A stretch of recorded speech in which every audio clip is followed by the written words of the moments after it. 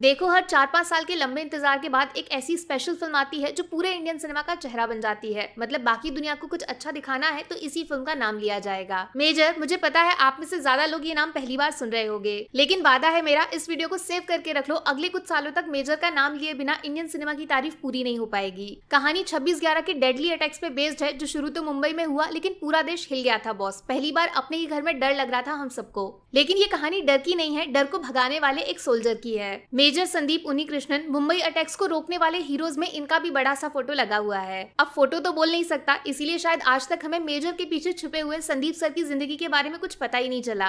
लेकिन इस फिल्म को देखने के बाद आप संदीप सर के फैन बन जाओगे, गारंटी देती हूँ मैं। बचपन से लेकर आर्मी ज्वाइन करने तक का पूरा सफर और उसके ठीक बाद सबसे बड़े दुश्मन की आंखों में आंखें डाल के उससे लड़ जाना। गलत मत समझिए, ये फिल्म संदीप सर के आखिरी मोमेंट्स के बारे में नहीं है, मौत के बारे में नहीं है। ये उनकी पूरी जिंदगी आपके सामने लाके रख देगी, एक जश्न की तरह फेस्टिवल। एक लव स्टोरी जो हर लड़के का सपना होती है, सच्चा प्यार करने वाले माँ बाप जो बड़ी किस्मत से मिलते हैं और फिर इस सब को भुला के सिर्फ देश के लिए जीने का फैसला।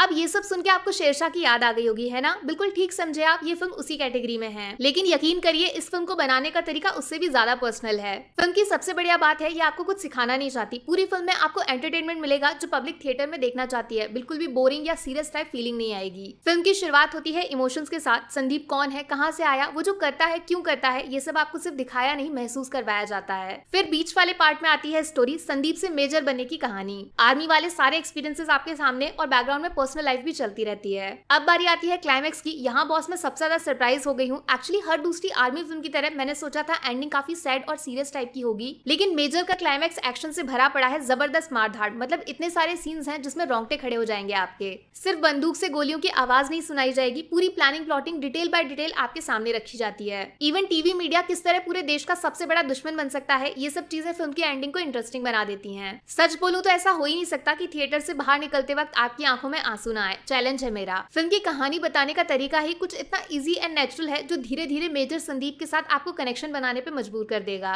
एंड में सिर्फ दो चीजें हो सकती हैं, या तो आप रो पड़ोगे या फिर खड़े होकर जोर से चिल्लाओगे। इस फिल्म से आप खुद को दूर नहीं रख सकते हो, और इस चीज का पूरा क्रेडिट जाता है फिल्म के लीड एक्टर आदि विशेष को। My God, what a performance. मतलब इंडियन सिनेमा में अगर ऐसे टैलेंटेड एक्टर्स आगे बढ़ गए ना तो पूरी दुनिया नंबर 2 पे खिसक जाएगी। सबसे आगे होंगे हिंदुस्तानी। इस लड़के ने 2.5 घंटे में संदीप के बचपन को जिया, उसके बाद जवानी को भूलकर जवान बनने का सफर पूरा किया, और एंड में तो एकदम एक्शन हीरो वाला अवतार। मतलब सोल्जर सिर्फ बातें नहीं बनाते, उनके पास जो पावर है यूनिफॉर्म की, उसका सही इस्तेमाल कैसे करना है और किस टाइम पर करना है, आदि विशेष ने हर चीज के साथ जस्टिस किया है। एक ही फिल्म में एक ही एक्टर को बार बार बदलते देखोगे आप। इसको बोलते हैं डेडिकेशन, और कैरेक्टर को सिर्फ एक्ट नहीं बल्कि जिंदा कर देना। मेजर संदीप को जिसने नहीं देखा वो आदि विशेष की शक्ल को हमेशा उनके नाम के साथ जोड़ के देखेगा। शायद इससे बड़ा कोई दूसरा कॉम्प्लीमेंट नहीं हो सकता। इनकी हिंदी डबिंग भी एकदम परफेक्ट है, कहीं से भी ऐसा नहीं लगेगा कि आप एक तेलुगु इंडस्ट्री के एक्टर को बोलते हुए सुन रहे हो। 1% भी गलती नहीं है। एंड डायरेक्टर सर ने सपोर्टिंग कैरेक्टर्स को बड़ी चालाकी से इस्तेमाल किया है। ईशा मतलब साई मांजरेकर ये फिल्म में रोमांस लेके आती है, फिल्म को एंटरटेनमेंट देती है।